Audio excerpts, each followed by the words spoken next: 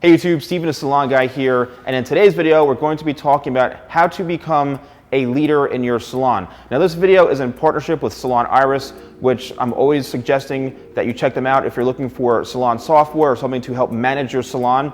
If you go into the description below, there's a number you can call and they're giving 25% off every month for as long as you use it. So I definitely suggest it. So I've been in hundreds and hundreds of salons throughout my career, and the ones that aren't succeeding are typically the ones that don't have any leadership whatsoever.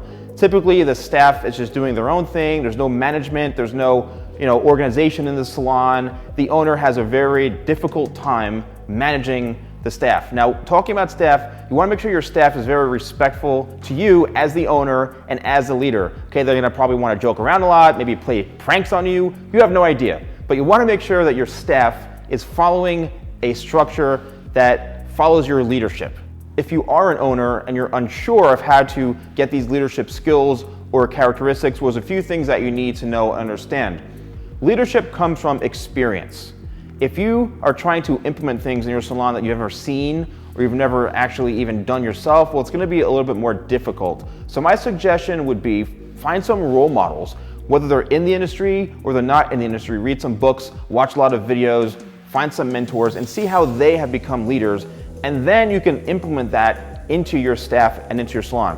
As a stylist or as an employee, you've probably experienced a number of things that can contribute to your leadership skills, like things that you never want to experience ever again.